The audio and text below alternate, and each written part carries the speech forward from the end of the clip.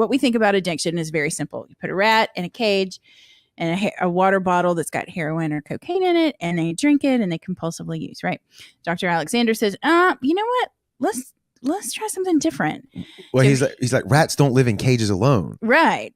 So he and his team, they do these experiments, but they build a rat park, which is like heaven for rats, right? They've got all these balls and they've got the little wheels and they've got all kind of different food bowls everywhere, lots of cheese, lots of friends. They can other stuff than drugs. Correct. Yeah, other stuff than drugs. They can have, fun with their friends if they want to. They can socialize. We got kids. Yeah, right. You know what I'm saying? It's like a rat party. They can do rat things. They can do rat. We'll do what rats do. They do rat things, right? And so what they found, and in Rat Park, they have regular water and they have the heroin water or the cocaine laced water. So they have both. And what they found is that in Rat Park, when the rats have other things to do and healthy and connected lives and they can socially interact, they don't want the drugged water, right? You go from a 100% overdose death rate when they're isolated and alone to a 0% overdose death rate when they have community. And so what he hypothesized from this is like, what if the story of addiction it's not about the drug. It's about your environment. It's about your cage.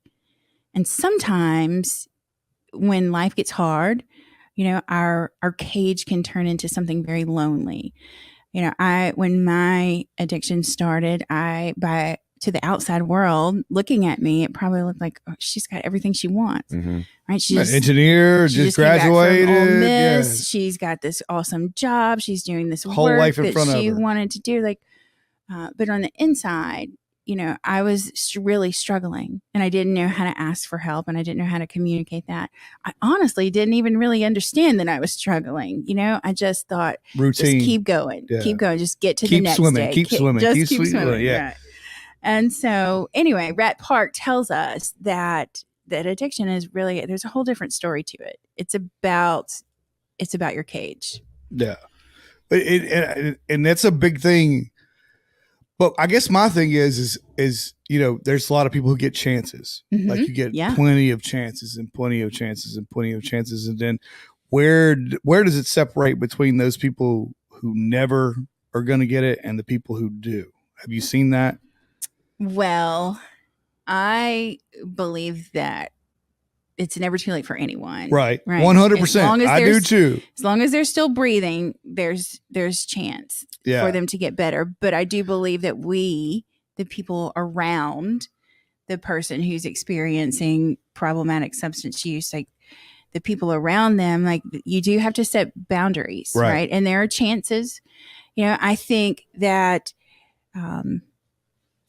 if somebody, let's say if somebody comes in, if my neighbor steals my lawnmower because they're an alcoholic and so I call the police and the police come and they say, hey, this person's got a drinking problem. And I may say, well, okay, I'm not going to file charges. But then if that happens continuously, correct, right, there has to be some accountability and some repercussions for it. So, but then again, like we're criminalizing the theft. Like that's the crime that's happening. Correct. Not the alcoholism. Right.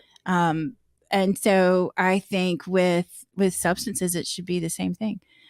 If somebody is struggling with substances, like let's don't worry about the substance. Let's worry about the actions you're committing. Right? Are you being violent? Right? Are you committing domestic violence? Is it unsafe? Are you driving around making other people get in danger? I think let's treat the actions right, kind of like we do with alcohol.